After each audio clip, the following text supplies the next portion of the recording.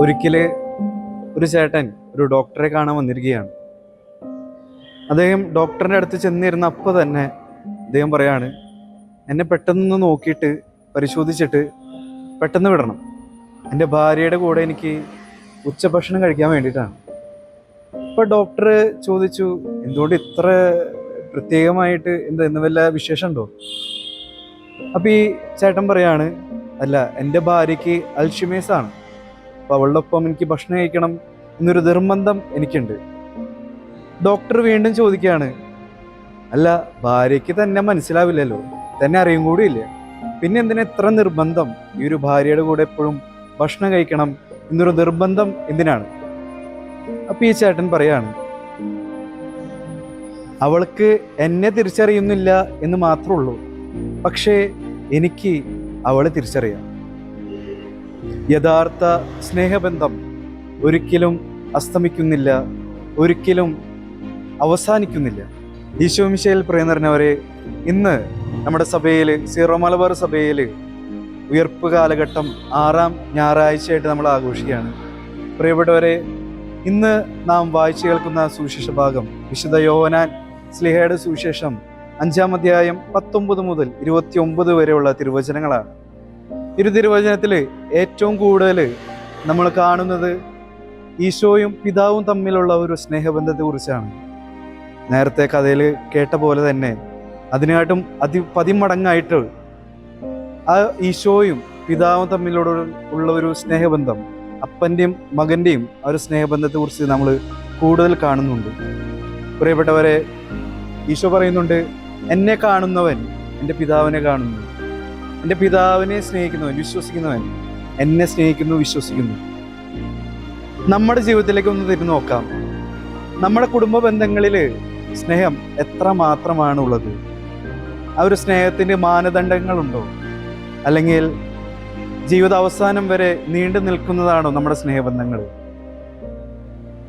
പ്രിയപ്പെട്ടവരെ, ഈശോയെ സ്നേഹിക്കുക എന്ന് പറഞ്ഞു കഴിഞ്ഞാൽ ഈശോയെ മാത്രം സ്നേഹിക്കലല്ല, ഈ ലോകത്ത് നാം കാണുന്ന വ്യക്തികളെ എല്ലാവരും സ്നേഹിക്കലാണ്. ആ സ്നേഹത്തിലാണ് ഈശോയോടുള്ള സ്നേഹത്തിൻ്റെ പൂർണ്ണത നമുക്ക് ലഭിക്കുള്ളൂ. അപ്പോഴാണ് സ്നേഹത്തിന് അർത്ഥമുള്ളൂ. നാം ഈശോയെ സ്നേഹിക്കുന്നു എന്നൊരു രീതിയിലേക്ക്, ആ ഒരു അർത്ഥത്തിലേക്ക് നമ്മുടെ ജീവിതം മുന്നോട്ട് പോവുള്ളൂ. ഈ ഒരു സുവിശേഷത്തിൽ 3 കാര്യങ്ങളാണ് എനിക്ക് നിങ്ങളോട് പറയാനുള്ളത്. ഒന്നാമത്തെ കാര്യം, ഈ ഒരു ലോകത്തിന് ശേഷം നിത്യജീവനുണ്ട്, നിത്യജീവിതമുണ്ട്. ഈശോയോട് പറയുന്നുണ്ട്, ഈ ഒരു ലോകത്തിന് ശേഷം മറ്റൊരു ലോകം, നിത്യജീവൻ ഞാൻ നിങ്ങൾക്കുണ്ട് എന്നാണ് ഈശോ പറയുന്നത്. പലപ്പോഴും ഇന്നത്തെ കാലഘട്ടത്തിൽ ലോകത്തിൻ്റെ പുറകെ, ലോകത്തിൻ്റെ സുഖത്തിൻ്റെ പുറകെ പോയിക്കൊണ്ടിരിക്കുകയെന്ന് നമ്മളെല്ലാവരും, ചെറിയ കുട്ടികൾ മുതൽ വയസ്സായ മുതിർന്നവർ വരെ ഈ ഒരു ലോകത്തിൻ്റെ സുഖം തേടി പോയിക്കൊണ്ടിരിക്കുകയാണ്. സുഖകരമായ ജീവിതം, അതാണ് ഇന്നത്തെ കാലഘട്ടത്തിൽ എല്ലാവരും ലക്ഷ്യം.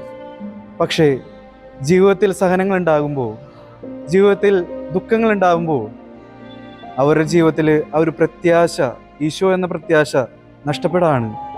പകരം ഈശോയുടെ വിരോധം, ഈശോയോടുള്ള സ്നേഹം കുറയുന്നു. ആ രീതിയിലേക്ക് മാറിക്കൊണ്ടിരിക്കുകയാണ്. ഈ ഒരു ലോകം ഒരു ഗെയിം പോലെയാണ്, ഒരു ഗെയിമാണ്. ആ ഒരു ഗെയിമിൽ നമ്മൾ നന്നായിട്ട് ജീവിക്കണം, കളിക്കണം. വീണുപോകുകളുണ്ട്, വീഴ്ചകളുണ്ട്, പക്ഷെ ആ വീഴ്ചയിൽ നിന്ന് ഉയർത്തെഴുന്നേൽക്കണം. ഓരോ കുമ്പസാരത്തിലും നമ്മൾ ഉയർത്തെഴുന്നേൽക്കും. നമ്മളെ ഉയർപ്പിക്കുന്ന ഒരു ഈശോ ഉണ്ട്. ഇതൊരു പടക്കളാണ്. ഈ ഒരു പടക്കളത്തിൽ പരിചയവും നമ്മൾ എല്ലാം കൊണ്ടുവേണം നടക്കാൻ. അപ്പോൾ ഈ ലോകത്തിൻ്റെ ക്ഷണികമായ സുഖങ്ങളിൽ വീഴാതിരിക്കാൻ പരമാവധി ശ്രമിക്കണം. എങ്കിലാണ് നമുക്ക് ആ നിത്യജീവൻ, സ്വർഗത്തിലെ ആ നിത്യജീവനെ അനുഭവിക്കാൻ പറ്റുള്ളൂ, സ്വന്തമാക്കാനായിട്ട് പറ്റുള്ളൂ. ഇവിടെ യുദ്ധം ചെയ്താലാണ് അവിടെ നമുക്ക് വിജയം ലഭിക്കുകയുള്ളൂ. ആ ഒരു രീതിയിൽ ആ നിത്യജീവനെ നാം കാണണം. രണ്ടാമത്തെ ഒരു കാര്യം നമ്മുടെ സുവിശേഷത്തിൽ പറയുന്നുണ്ട്, ഈ നിത്യജീവൻ സ്വന്തമാക്കാനായിട്ട് 2 കാര്യങ്ങൾ നിങ്ങളുടെ ജീവിതത്തിൽ വേണം. ഒന്നാമത്തെ കാര്യം കർത്താവിൻ്റെ തിരുവചനങ്ങൾ അനുസരിക്കണം, അത് കേൾക്കണം, അത് ജീവിതത്തിൽ പ്രാവർത്തികമാക്കണം.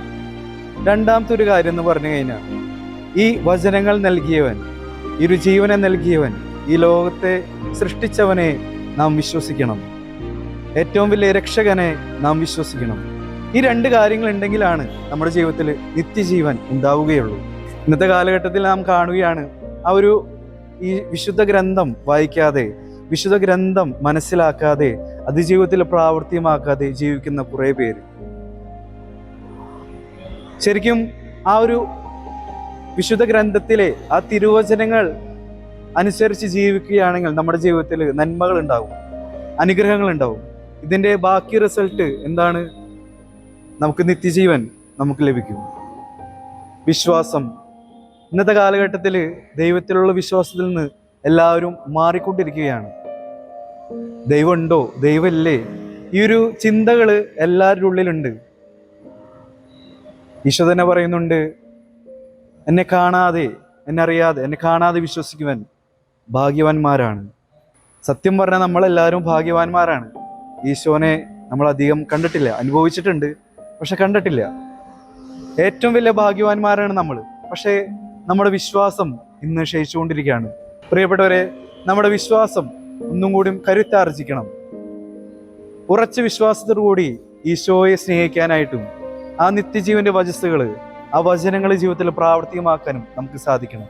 മൂന്നാമത്തെ ഒരു കാര്യം എന്ന് പറഞ്ഞു കഴിഞ്ഞാൽ, ഈ രണ്ട് കാര്യങ്ങൾ വചനം അനുസരിച്ചില്ലെങ്കിൽ, നമ്മളെ സൃഷ്ടിച്ചവനെ, നമ്മുടെ രക്ഷകനെ വിശ്വസിച്ചില്ലെങ്കിൽ നമുക്ക് ലഭിക്കുന്ന ബാക്കി റിസൾട്ട്, അതിനെക്കുറിച്ച് ഇന്നത്തെ സുവിശേഷത്തിൽ പറയുന്നുണ്ട്. ഈ സുവിശേഷത്തിലെ മൂന്നാമത്തെ കാര്യം എന്ന് പറഞ്ഞു കഴിഞ്ഞാൽ, ഈ രണ്ട് കാര്യങ്ങൾ, നേരത്തെ പറഞ്ഞ രണ്ടാമത്തെ കാര്യങ്ങളിലെ രണ്ട് കാര്യങ്ങൾ, വചനങ്ങൾ വിശ്വസിക്കുക, വചനങ്ങൾ പാലിക്കുക, നമ്മുടെ രക്ഷകനെ വിശ്വസിക്കുക, ഇത് ചെയ്യുന്നില്ലെങ്കിൽ നമ്മുടെ ജീവിതത്തിൽ ഉണ്ടാകുന്ന രണ്ട് കാര്യങ്ങളെ കുറിച്ച് പറയുന്നുണ്ട്. ഒന്നാമത്തെ ഒരു കാര്യം എന്ന് പറഞ്ഞു കഴിഞ്ഞാൽ, നമ്മൾ ഈ ഒരു നന്മയിൽ ജീവിച്ചു കഴിഞ്ഞാൽ നിത്യജീവന്റെ ഉയർപ്പിലേക്ക് നമ്മൾ ഉത്ഥാനം ചെയ്യും. രണ്ടാമത്തെ ഒരു കാര്യം എന്ന് പറഞ്ഞു കഴിഞ്ഞാൽ, തിന്മ ചെയ്യുകയാണെങ്കിൽ ഈ നാശത്തിന്റെ, നരകത്തിന്റെ ആ ഒരു സ്ഥലത്തേക്ക് നമ്മൾ ഉയർപ്പിക്കപ്പെടും. അപ്പൊ ഈ രണ്ട് കാര്യങ്ങൾ ഇതിന്റെ ആഫ്റ്റർ എഫക്റ്റ് ആയിട്ടുണ്ട്. ഏതാണ് നമ്മൾക്ക് തിരഞ്ഞെടുക്കാനുള്ളത്? നന്മയാണോ തിന്മയാണോ നമ്മുടെ ജീവിതത്തിൽ? പ്രിയപ്പെട്ടവരെ, നമ്മൾ ഓരോ പ്രവൃത്തി ചെയ്യുമ്പോഴും ഒന്ന് ചിന്തിക്കുക, നിന്റെ ജീവിതത്തിൽ ഈ ഒരു പ്രവൃത്തി വഴി അല്ലെങ്കിൽ ഈ ഒരു ചിന്ത വഴി നന്മകൾ ഉണ്ടാക്കുന്നതാണോ, അല്ലെങ്കിൽ നന്മ ഭവിക്കുന്നതാണോ നിന്റെ ഈ പ്രവർത്തനങ്ങൾ, പ്രവൃത്തികൾ, അല്ലെങ്കിൽ ചിന്തകൾ? അല്ലെങ്കിൽ മറ്റുള്ളവർക്കൊരു നന്മ വരുത്തുന്നതാണോ നിന്റെ ഈ പ്രവൃത്തികൾ അല്ലെങ്കിൽ ചിന്തകൾ? പ്രിയപ്പെട്ടവരെ, നമ്മുടെ ഈ ജീവിതത്തിൽ ഓരോ നിമിഷവും ജാഗ്രതയോടുകൂടി ഈ ഒരു ചിന്തകളെ കുറിച്ച് ധ്യാനിച്ച്, ഈ ഒരു കാര്യത്തെക്കുറിച്ച് നമ്മൾ ചിന്തിച്ചുകൊണ്ട് വേണം ഓരോ പ്രവൃത്തികളും നാം ചെയ്യേണ്ടത്. 3 കാര്യങ്ങളാണ് ഞാൻ നിങ്ങളോട് പറഞ്ഞത്. ഒന്നാമത്തെ കാര്യം, നിത്യജീവനുണ്ട്. ഈ ലോകത്തിനപ്പുറത്ത് പ്ലേറ്റോ ഒക്കെ പറയണ പോലെ ഒരു ഗുഹയ്ക്കുള്ളിലാണ് നമ്മൾ. ആ ഗുഹയിലെ നിഴലുകൾ മാത്രം നമ്മൾ കണ്ടിട്ടുള്ളൂ. പക്ഷെ ആ ഗുഹയുടെ പുറത്തേക്ക് വരണം, അതാണ് നിത്യജീവൻ. അതുപോലെ തന്നെ രണ്ടാമത്തെ കാര്യം, നമ്മൾക്ക് നിത്യജീവൻ ലഭിക്കണമെങ്കിൽ ഈ വചസ്സുകൾ, നിത്യവചസ്സുകൾ, ഈശോയുടെ വചനങ്ങൾ നമ്മൾ വിശ്വസിക്കണം, പാലിക്കണം, അത് ജീവിതത്തിൽ പ്രാവർത്തികമാക്കണം. അതുപോലെ തന്നെ ഈ രക്ഷകനെ, ഈശോയെ, പിതാവിനെ നാം വിശ്വസിക്കണം. മൂന്നാമത്തെ ഒരു കാര്യം എന്ന് പറഞ്ഞു കഴിഞ്ഞാൽ, ഈ രണ്ടാമത്തെ കാര്യം നമ്മുടെ ജീവിതത്തിൽ നമ്മൾ പാലിച്ചിട്ടില്ലെങ്കിൽ അതിനുശേഷം വരുന്ന ആഫ്റ്റർ എഫക്റ്റ്, അല്ലെങ്കിൽ അതിനുശേഷം വരുന്ന ഒരു റിസൾട്ടാണ്, നമ്മൾ നന്മ ചെയ്യുകയാണെങ്കിൽ നിത്യജീവന്റെ ഉത്ഥാനത്തിലേക്ക്, ഉയർപ്പിലേക്ക് നാം ഉത്ഥാനം ചെയ്യും. അതേപോലെ തിന്മ ചെയ്യുകയാണെങ്കിൽ നാശത്തിൻ്റെ ആ നരകത്തിലേക്ക് നമ്മൾ താഴ്ത്തപ്പെടും. ഈ ഒരു ഞായറാഴ്ച ദൈവം നിങ്ങളെ സമൃദ്ധമായിട്ട് അനുഗ്രഹിക്കട്ടെ. ആമേൻ.